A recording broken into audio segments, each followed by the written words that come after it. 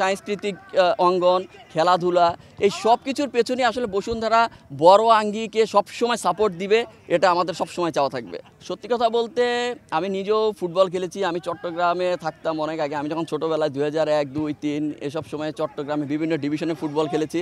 তারপরে ঢাকায় আসার পরে আসলে ভার্সিটিতে ভর্তি হওয়ার পরে খেলাটা করেছি কম। সত্যি কথা বলতে 2005-06 পর থেকে আমার কাছে মনে হয়েছে লাস্ট 2-3 বছর আগেও ফুটবলের জন্য বলেন, ক্রিকেটের জন্য বলেন, আমাদের আসলে মাঠের খুবই অভাব ছিল। এখন যেভাবে মাঠগুলো হয়েছে সত্যি কথা বলতে আসলে এটার খুব দরকার ছিল। মানে খেলাধুলা আমার মতে আর কি, খেলাধুলাটা খুব দরকার আমাদের। খেলাধুলা হলে আজে বাজে আড্ডা কমে যায়, আমাদের সবার ভিতরে একটা বন্ডিংস তৈরি হয়। তো এদিক থেকে বসুন্ধরাকে অবশ্যই ধন্যবাদ যে এতগুলো মাঠ আসলে, যেটা আসলে বিশাল ব্যাপার। তো এই ধারাবাহিকতাটা খেলাধুলার পেছনে বসুন্ধরার সবসময় থাকবে, এটা আমি আশা করি। এবং শুধু আসলে খেলাধুলা নয়, আমরা যেটা দেখলাম আসলে ক্যাপিটাল ড্রামাটাও কিন্তু বসুন্ধরার একটা নতুন উদ্যোগ শুরু হয়েছে।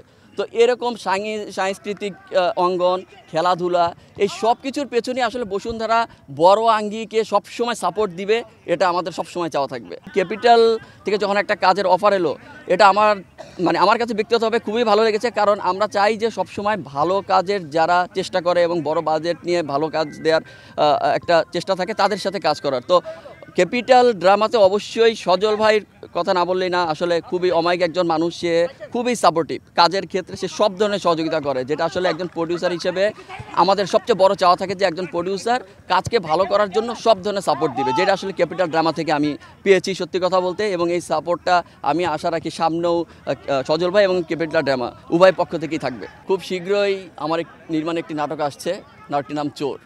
নাটকটিতে অভিনয় করেছেন মুশফিকার ফারহান ভাইয়া এবং কেয়া পায়েল। আশা রাখি নাটকটা আপনাদের সবার খুব ভালো লাগবে। আসলে চোর শব্দটি শুনলেই তো আমাদের চোখে ভাসে নানান রকম চুরি, এটাও চুরি নিয়ে, কিন্তু সেই চুরির ভিতরে নানান রকমের মজা আছে। আর সবচেয়ে বড় সত্য হচ্ছে আমাদের আশপাশে হাজার রকমের চুরি আছে, কিন্তু প্রত্যেকটা চুরির পেছনে একটা গল্প থাকে, সেই গল্পটা আমাদের অনেকেরই অজানা।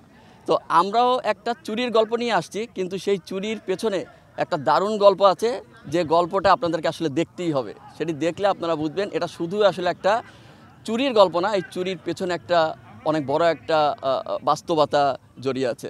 আসলে চোর নিয়ে গল্প, চোর হচ্ছে আসলে জাস্ট গল্পের একটা চরিত্র, বাট একটা চরিত্র হচ্ছে গল্পের প্রয়োজনে করা, বাট মূল গল্পের প্রেক্ষাপট কিন্তু ভিন্ন থাকে।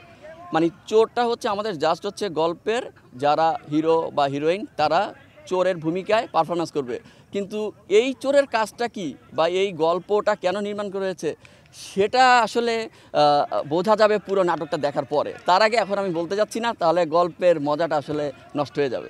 For more updates, subscribe to our YouTube channel and click on the bell icon. Follow us on Facebook and Instagram.